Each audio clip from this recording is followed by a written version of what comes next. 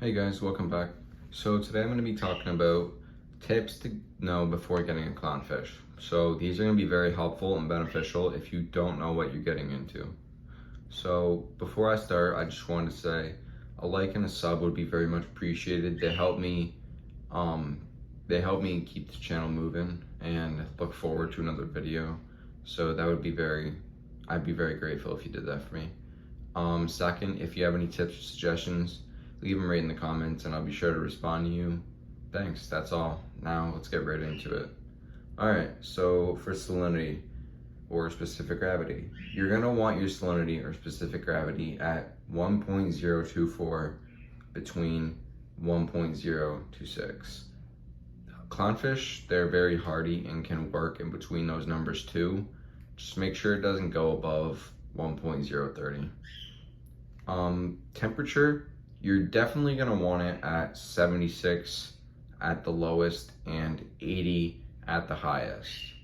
Clownfish can survive in higher or a little bit lower temperatures, but it's not good for their health.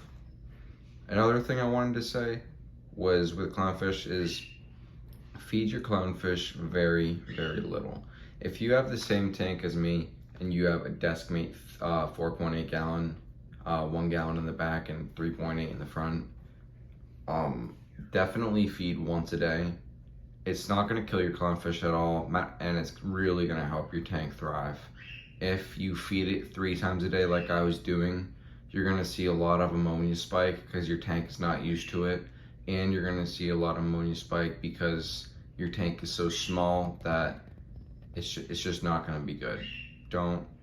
With these kind of tanks, I would recommend feeding clowns once a day. You're not going to hurt them at all. It's very good for them and your tank to thrive. There's also a wide variety of clowns that you can choose from.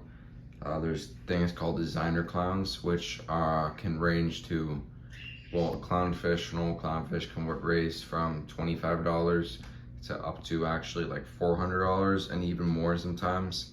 You can choose whatever you want. I don't think there's any side effects to choosing a different color. There is side effects of different species though, but with these kind of clowns that I have, Ocellaris clowns, whether it's a different color, it's still the same species. You can choose whatever you want. Some of them range from higher and lower prices. It's totally your choice and what your budget is and what you can afford. The last thing I wanted to cover was what a lot of people get confused with. You do not need an anemone in your tank for a clownfish to thrive. An anemone in your tank can be and usually will be very beneficial as long as you don't have any power heads that it can get stuck in when it moves around, because they move around a lot. And if you have a power head in your tank, you need to buy a an anemone protector, so that when the anemone moves around the tank and floats to find a spot for it to choose, that your power head is covered so that the blades, when it's spinning, does not cut and kill your anemone. Because when your anemone dies, if that ever happens, it will bomb your whole tank, and most likely everything in your tank will die because it releases a toxin. As I said before, it is very beneficial for your tank and it will help it thrive. Just make sure those power heads are covered up. It's totally optional though. Anemones can, based off of their specific family and mutations, can range from low to high prices. For clowns, what a lot of people would recommend is getting a green bubble tip anemone. Now, a lot of people will also say that when you get a green bubble, you should not get a green bubble tip anemone as a beginner because it's very hard. I disagree. I know I'm still a beginner, but I totally disagree. I've watched a ton of videos. I disagree.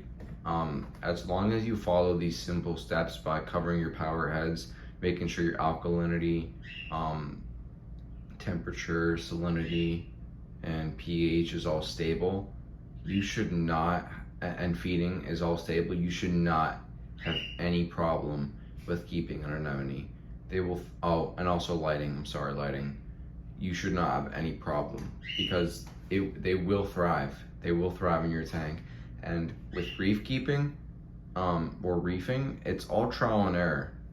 If you're on a budget, that's totally fine, because green bubble tip anemones range are a lot of times usually $30 to $40 just for one anemone. And anemones can live for a very long time. Not sure the exact number, and I'm not just gonna splat one out because I don't know the exact number, but they can live for a very long time. So yeah, that's pretty much it, guys. If you have any tips and suggestions, or you want to critique or favor anything I said in this video, just drop them right in the comments. If you have any suggestions on another video I should do, drop them right in the comments, and I'll be sure to do that. Because I'll just be sure to do that. But yeah, if you're watching this, thank you so much, and I hope you have a great day. Bye, guys.